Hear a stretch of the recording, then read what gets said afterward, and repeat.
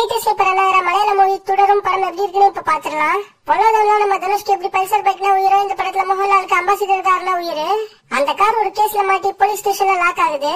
இதுக்கு அடுத்து நடக்க போற எதிர்பாராத சம்பவங்கள் தான் தொடரும். எனக்கு இந்த படம் ரொம்ப பிடிச்சது. திருஷ்யம் மாதிரி இது ஒரு ஃபேமிலி த்ரில்லரா எடுத்திருக்காங்க.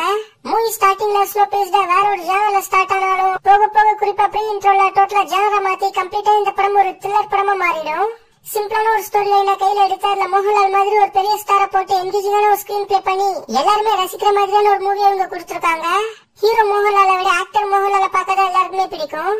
இந்தியில லூசிஃபர் 2ல தான் எல்லாருமே ஹீரோ மோகன்லாலை பார்த்தோம். இப்ப கொஞ்ச நாள்லயே ஆக்டர் மோகன்லாலா இந்த தொடரும்ல வந்து பட்டைய கிளப்பிருக்காரு. வில்லனோட கேரக்டர் இந்த படத்தோட ஒரு பெரிய ஹைலைட்டா சொல்லலாம். அந்த வில்லன் கேரக்டரோட பெர்ஃபார்மன்ஸும் கேரக்டர் ரைட்டிங்கும் செம. ஓவரால் காஸ்டிங்கும் பக்கா. டெக்னிக்கலாவும் இந்த படம் நல்லா இருந்தது. இந்த படம் இப்ப தமிழ் டப்பிங்ல இல்ல, தியேட்டர்ஸ்ல இங்கிலீஷ் சப்டைட்டில்ஸோட ரன் ஆகுது. ஆனா ஓடிடில மோஸ்ட்லி தமிழ் டப்பிங்கோட தான் வரும். அடல்ட் கண்டென்ட்லாம் எதுவும் இல்லாத ஒரு நீட்டான ஃபேமிலி த்ரில்லரா இந்த படம். ஒரு ஒர்த்தான மூவி, மிஸ் பண்ணாதீங்க.